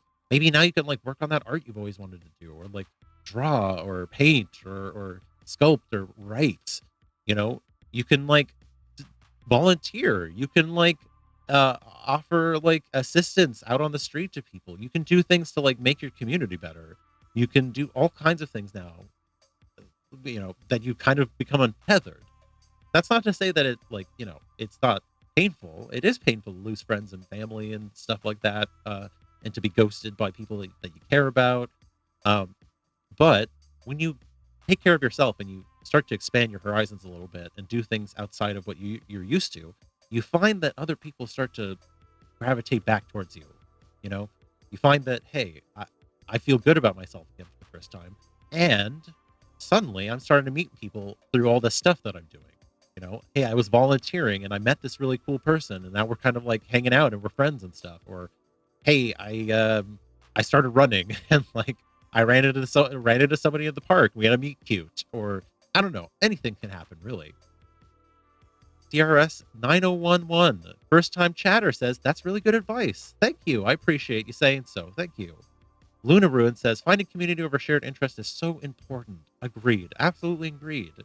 So if that's what I would say. If you've been ghosted, it's an opportunity now to find a new community. If somebody ghosted you, they clearly didn't value you. So now is a good chance to find people that value you and to find a community that values you and to value yourself. That's what I would say. So thank you, anonymous questioner, for that question. Much appreciated. All right, next question that we have on our anonymous box. And again, I apologize for that chat option. I'm going to see if I can figure it out so that it can actually properly submit questions. And so it's not a cooldown. So thank you for your patience, everybody in chat who wanted to submit one through that method. If you'd like to submit a question anonymously, you can do so now. We have an anonymous question box on a Google form. You can find it in my link tree. All right, let's see here. Another question. This one's a bit of a longer one. Kahtide, I recently got married and I'm not sure it was the right decision. My partner is really nice and they support me in a lot of ways, both financially and emotionally. But I just don't know if I really feel the spark that I once did for my partner, and I'm worried it's going to come between us and make things really bad. What should I do? I need a sip of water really quickly. Hang on. Oof, okay. I didn't expect such a doozy for my first one. Let's see it. So, marriage is a big commitment. Obviously, I imagine you know that going into this. Commitment is a big deal. It's especially when you make it legally binding. It's a very big deal. So, really, there's kind of two ways about this. The first way is you can try and work on the relationship, and I think that's probably the optimal strategy at this point. The second way is to be honest and to part ways. So, let me kind of talk about option one, because it's probably going to be the kindest, gentlest way, hopefully, depending on your circumstances. But, excuse me, this one caught me unawares. So, if you are in a marriage and you feel supported, and it sounds like there's a lot of good things in this relationship. You feel supported financially and emotionally. That's good. You know, having someone behind you and having someone watch your back like that emotionally and financially is really important, and that does help kind of build a good foundation, I would say. The spark is always tricky, I would say. And there's different schools of thought here, I would say. So there's one school of thought that I think would say would be like, I don't know if you're monogamous or polyamorous. That's a big question about this. So I guess this is more maybe towards the polyamorous angle, but I would say trying to cultivate interests together and reserve time for one another is important. I would say, I don't know if that's something that you're doing in your relationship, but I think making time for one another and making a deliberate effort to be romantic and close with one another, to not just assume that you know everything about one another, but to be willing to explore new things about that other person, to try new things together is also really important. So I think maybe it could be that you're in a rut and you kind of need to add more interest into things, like into your relationship. So maybe try doing new things with people. Try going out there. try taking you and your partner out into other social circumstances. If you're polyamorous, what you could do is try to be maybe a bit more open with one another and be like, hey, I kind of need some more of a spark in terms of like maybe a sexual passion kind of thing. I still love you and I care about you a lot and I want to have that with you, but I want to also explore things so I can kind of find that spark again and bring it back to the relationship. That's something I hear a lot from polyamorous couples is like sometimes you'll find that you have lost a bit of the spark a little bit and you open things up a little to meet a new partner. And then because that energy is there where you're meeting that new partner and things are going really well, you can bring that back and you can like kind of bring that energy to the other, to your like current partner and to kind of to like add that spark in and like, it can really add to things and really, it really build things up for you again, really add that spark back to your relationship.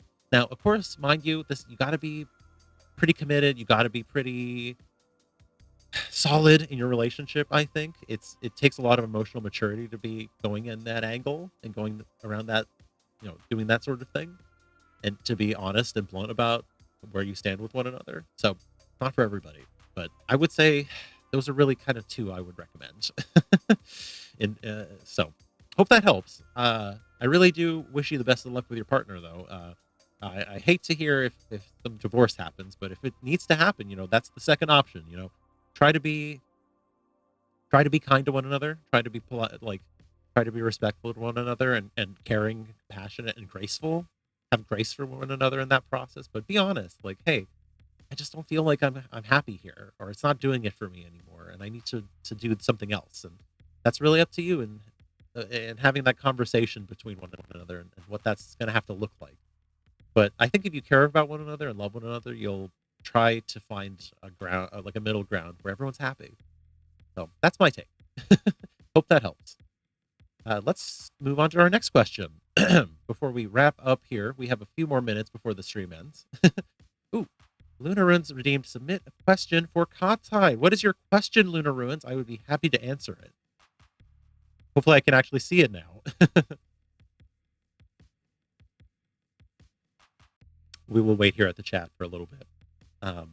And I'll just shout out again, thank you everybody who's tuned in so far. I really do appreciate your attendance here as part of the stream, or if you're watching later on or listening VODs or through Spotify. Appreciate you being a part of the stream. Thank you so much for this inaugural Coffee with Kahtide stream. Luna Ruins asks, what is your take on furries? If you had a fursona, what animal would it be? Yeah, absolutely. Thank you for streaming. Oh yeah, we're gonna finish up the stream though, but don't worry, CRS. We still have a few more minutes before we finish up here. But yeah, thank you for the question, Luna Renz. I would be happy to answer. My take on furries is that I am not one, but I have a deep and utter and abiding respect for the furries. I feel like they are like a kin people. I feel like we are kin. Like I don't have a persona. I've never really had any kind of. Kahtide is my persona. Kahtide is my persona. It's not necessarily a furry persona or anything like that. Kahtide is just my persona. But if I had to have a furry persona, what would it be?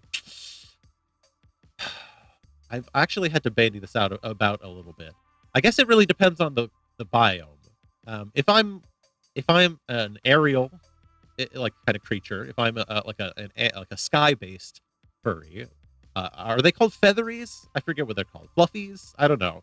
Anyway, if I was like a sky-based one, I would be probably like a falcon, probably like a peregrine falcon, or maybe a crow. Avians, they're called. Okay, thank you. Avians. Probably like maybe a crow or like a falcon, something like that. If I was an aquatic creature, I'd probably be like a nautilus or a cuttlefish or some sort of squid, something like that.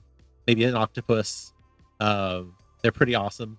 I like them a lot. So I think they'd be an interesting little fur type character. What are those called? Squishies? Smushies? Whoa. Like wetties? I don't know. What's their nickname? Lastly, if I was a land-based furry, I would probably be Actually, you know what? Hang on. I'm going to revise that. If I was an aquatic furry, I would be a seal. I'd probably be a seal. Aquas. Okay, I'd probably be a seal. And then if I was a land-based creature, I'd probably be an otter. Yep, there we go. I hope that helps. So I'd be otter for the land-based, seal, river otter specifically for the land-based, seal for water-based, and I would be either a crow or a falcon for the air. All right. Hope that answers your question. Otters are awesome. Yes, indeed, Luna. Otters are awesome. They're a lot of fun. Yes, thank you. You're very welcome. Okay, let's see what else here. Let's find another question. We have another anonymous question here. Dear Kahtide, how do you type with digital construct manipulators on? Good question. Good question. I would say that I type by thinking, and then when I think, the thoughts are translated via computer algorithm to the keyboard, and then, well, actually, it's not actually, no, hold on. They're transmitted to an articulating kind of like mechanism over a keyboard, and that articulating mechanism ends up pressing all the keys for me. It's kind of like if you've seen like a 3D printer where it has like that kind of cross beam and it goes back and forth. It's kind of like that, where it just goes like that, really, really quickly. And I have that set up in front of a computer, and I tell it to do things via the internet. I hope that answers your question. Okay. Let's see. Let me find another question for you here. Okay. This one is less an advice question, more just kind of a, I don't know, maybe philosophical, scientific question. Is there a recent scientific or technological development that excites you or makes you optimistic for the future? I could really use some hope right now. Hell yeah. Absolutely. I can definitely say something there. Fusion technology. We are within we are on the cusp of fusion technology, my friends. In fact, I could probably look up an article here. Because we've had some recent fusion breakthroughs. Let's see. U.S. scientists repeat fusion ignition breakthrough for second time. I'm just going to read this out. I'm not even going to post it, but this is from Reuters. U.S. scientists. Hang on. God damn it, ad block. Fuck off. Sorry. U.S. scientists have achieved net energy gain in a fusion reaction for the second time since December, the Lawrence Livermore National Laboratory said on Sunday. This was on August 6th. So this is the second time, and I imagine that we'll probably have repeat occurrences of this, where fusion technology has been used to produce more energy than was put in to generate the reaction in the first place. That means that we're actually able to generate some amount of energy. Sorry, I bumped my mic. We are actually able to generate some amount of energy from a fusion reaction. That means that we are over the threshold that we need to start actually getting close to making fusion power a thing. Why that's important is that fusion power, CRS 9011 says, 9011, sorry. Oh, wow, they overcame net negative. That's wonderful. Exactly. It's so wonderful. That means that we're inches away from being able to actually use fusion power, which is the actual process inside of a star, to make energy. And it is incredibly important because it is carbon neutral, effectively. It is very carbon neutral because it is just it's hydrogen, basically. You're just using hydrogen to produce power by fusing hydrogen to form helium. So effectively, what that means is almost endless power, very little in terms of ecological and environmental impact. It could power cities. It could be used to power entire countries.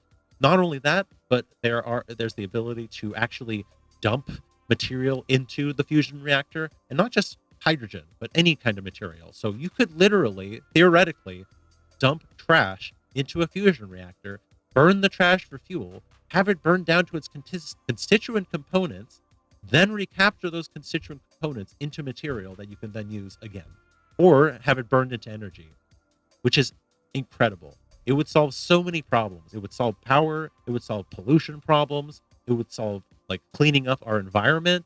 It would solve landfill usage problems. It would turn the tide on so many things and would immediately blunt the problems of the petrochemical industry and all the carbon output that we have today, it would do so much. So big news, definitely exciting stuff. So that's something to keep an eye out, folks. I hope that within the next few years or the next decade that we have our first functioning fusion power plant. That's my hope. I don't know if that's going to happen. It might be longer than that, but if it should happen soon, because climate change is definitely bearing down on us, and things are getting worse drastically. We need to change things fast, and if fusion power is something that we can do, that would change things fast. Now, granted, of course, I hope that we can also adopt alternatives like more solar power, more wind power, tidal energy. All kinds of crazy things like this can be used to really help save our planet and reduce the burning of fossil fuels. But fusion power would do a lot. So that's something. That's. Hope that helps answer your question there. Let's see. And we have time for maybe one or two more questions. So let me take a look here. We have there's several here that are less advice questions, but hang on, we have somebody's redeemed another one of our little rewards here on the stream called Rant Time. Thank you so much, Luna, for redeeming Rant Time for 5,000 chips. What is your pet explanation for UFOs/UAPs? Personally, I like to entertain the interdimensional hypothesis, but always with a hefty pound of salt. Okay, I think that's what we'll end with. That I guess we'll do a rant for our final question. That is a good question. Thank you so much for that. Here's my rant as we'll wrap up for today. It's not aliens, and it's not extra dimensional shit. I'm just gonna say that. I'm gonna put that flat out there. My theory on UFOs, UAPs, and all that stuff is either it's some sort of advanced drone technology, some sort of advanced jet technology, some sort of advanced propulsion technology, perhaps some sort of approximate anti-gravity technology. It's probably something that the U.S. government is testing and using and employing that they don't want people to know about, that they are leaking slowly in dribbles to get perhaps the public comfortable with some sort of element that they want to reveal. But I definitely do not think that it's aliens. Frankly, the distances required to travel from different planets and different star systems makes it prohibitively unlikely that aliens are coming to visit us. They're much more likely to just, I don't know, pick up our transmissions or send a probe that scans our planet and picks up some DNA or something. If they're able to get here, they're able to do a whole lot without even having to be here, frankly. So that's my take. I think it's the government. I think they're just testing some shit. I think that they probably have some freak shit that they're going to bust out here in the next few years that they're trying to, take on China with, or Russia. Like, for instance, I think it's the F-117 Nighthawk was that's the, I can show the picture of that here, actually. Hold on. Let me find you a picture of that on my screen here. If I'm not mistaken, I'm just pulling up the image now. You should recognize this if you're watching right now. This is the F-117 Nighthawk. Now, if I'm not mistaken, the F-117 Nighthawk was developed and tested at Area 51, and many instances of UFOs that were detected were these planes. They were not picked up on radar because they have radar-absorbing properties and a radar-absorbing configuration, radar-deflecting configuration, I should say. They have radar-absorbing paints, which are highly toxic. In fact, a number of people ended up getting, I believe they ended up getting hurt or getting cancer or something like that due to those toxic paints. And they were also dumped, I believe, at Area 51, if I'm not mistaken. But I almost know for a fact that this was developed and tested there, flown around Nevada. So that probably explains a lot of those sorts of flights that were taking place, I think, in the 70s, 80s, and 90s. And I would not be surprised. If there were other, like, for instance, like drones that they were testing, some sort of, I don't know, something else. There could always be some wacky shit. I mean, I'm not going to preclude the fact that there's wacky shit out there at Area 51 or flying around in any of these areas. I just think it's probably more likely that there's a plausible explanation with, like, I don't know, intelligence services or testing equipment. frankly, the U.S. defense industry spends ungodly amounts of money developing technology for the government and dumping it. Frankly, Iraq and Afghanistan are fucking littered with old crap that we dumped. That isn't even that old. It was just 10 years old. It was 10 years old, and it's littered with that crap. Fucking our evacuation of Afghanistan left so much base equipment behind for them. And it was all practically brand new. It was just shit that was bought and paid for by the American taxpayer, shipped over to those locations, and then left behind because the U.S. Army and the U.S. military had ended up upgrading to something better. So it's just probably stuff like that. I'm sorry to say. I wish it was aliens, frankly. I would love to meet an alien. But I hope that helps. I hope that rant time was satisfactory. Thank you again for submitting that again for 5,000 chips. Much appreciated. Wacky and Wild says Sordior. Thank you, Sordior, for saying so. Glad to see you here as well. Sorry we couldn't have you guest star earlier today, Sordior, but I hope we can have you on another stream sometime soon. But yeah, we're rounding out today. Thank you, everybody who tuned in to the stream. I really do appreciate it. Y'all are super duper awesome. That is our show. It's always great to spend time with you, and today has been no exception. But like all good things, even our time together must end, if only for a little bit. Thank you, Luna, for saying we love you, Kahtide. CRS says a measured opinion on aliens. Thank you so much. Again, I appreciate you. Welcome. If you enjoyed the show and you haven't followed yet, consider following or subscribing. That means a lot to me. Thank you to our live audience, to our Spotify listeners, to our VOD enjoyers, to everyone else enjoying our show. Before I go, a special call out to some of our VIPs, our subscribers, to Sordior here, to Lunar Ruins. Thank you for latest chatter, CRS9011. Thank you as well for Sun, Ganif, and also to Gear Joe for tuning in, and everybody else. You're awesome. And for everybody who's part of the Kahtide crew, thank you for joining it, and thank you for being a part of it.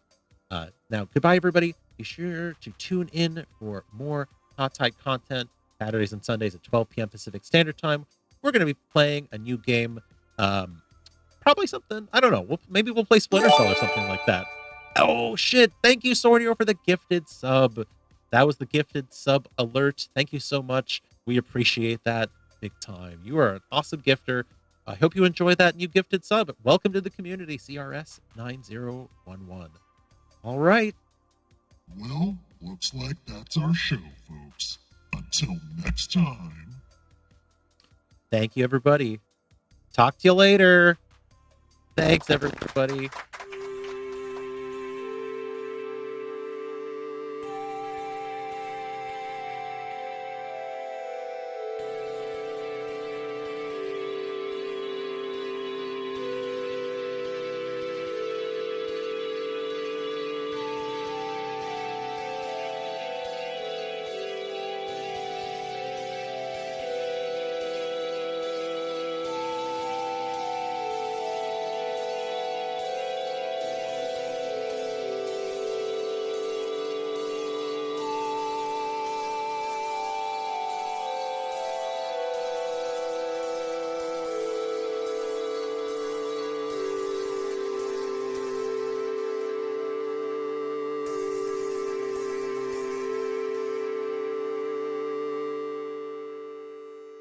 This is the big booming voice letting you know to follow and subscribe to Kahtide.